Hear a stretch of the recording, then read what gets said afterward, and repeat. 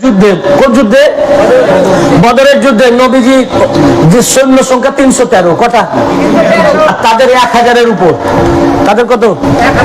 তো রাসূল পাক সাল্লাল্লাহু আলাইহি ওয়াসাল্লাম ঝুঁকলেন আর কাঁকড় তুললেন, তুলে তাদের দিকে ছুড়লেন, বুঝছেন না? তাতে অন্ধ হয়ে গেল, অনেকে মারা গেল। আর মওলা আলী আলাইহিস সালামের ডান দিকে ছিলেন জিবরাইল আলাইহিস সালাম, বাঁ দিকে ছিলেন মিকাইল আলাইহিস সালাম। এমন ভাবে উনি তরবারি চালনা করছিলেন যেমন কলা গাছ ঝুড়ে, ওইভাবে, বুঝলেন না? ইসলামের জয় হয়ে গেল। ওই যে রাসূল পাক কাঁকড় ছুঁড়ে মারলেন, পাথর কি ছুড়লেন? পাথর।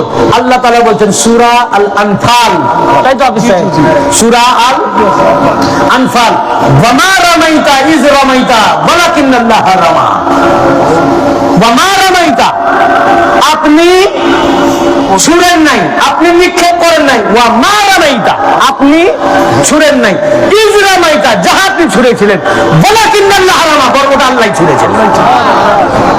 তো ছুড়লেন কে? নিক্ষেপ করলেন কে? রাসূল পাক। কাজটা কার? না, কাজ করলেন কে? কাজ করলেন নবী পাক সাল্লাল্লাহু আলাইহি ওয়াসাল্লাম। নবী পাক করলেন কাজ, আল্লাহ বলতেছেন ওটা করেছেন আল্লাহ। অর্থাৎ আমালে মুস্তাফা আমালে খোদা, ফেলে মুস্তাফা ফেলে খোদা। রাসূল পাকের কর্মকে আল্লাহ বলেন ওটা আল্লাহর কর্ম। রাসূল পাকের কর্মকে আল্লাহ কি বলেন? আল্লাহর কর্ম। তো ওনার কর্ম যদি আল্লাহর কর্ম হয়, ওনার নিক্ষেপ করা আল্লাহর নিক্ষেপ করা হয়, ওনার বায়াত করাটা আল্লাহর বায়াত হয়, ওনার হাতে বায়াত হওয়া আল্লাহর হাতে বায়াত হয়, আর ওনার হাতকে যদি আল্লাহ বলেন ওটা আল্লাহরই হাত। মোল্লার কিছু করার আছে? আল্লাহ বলছে, মোল্লা তোমার ঈমানকে এখনো ঠিক করো, কালেমা পড়ো, এতদিন যদি ভুল ছিলে, নতুন করে ইসলামে আসো, নতুন করে ইসলামে, বুঝতে পেরেছেন না? এই জন্য রাসূল পাক সাল্লাল্লাহু আলাইহি ওয়াসাল্লাম বলছেন যে নজরু ইলা ওয়াজহি আলী ইবাদা, আলী আলাইহিস সালামের চেহারা, মওলা আলী আলাইহিস সালামের চেহারা দেখবে তো ওটা আল্লাহর ইবাদত হবে। সুবহানাল্লাহ। কোরআন দেখলে যেমন আল্লাহর ইবাদত, কোরআন দেখা কেন? কোরআনটা কি? আল্লাহর কিতাব, আল্লাহর কিতাব। কোরআন কি? আল্লাহর কিতাব দেখা আল্লাহর ইবাদত। কারণ আল্লাহর সাথে নিসবত থাকতে হবে, তবেই তো ইবাদত হবে। আল্লাহর দিকে মুজাফ হতে হবে, তবেই তো ইবাদত হবে। তো কিতাবটা মুজাফ হয়েছে কার দিকে? সম্পর্ক হয়েছে কার দিকে? আল্লাহর দিকে।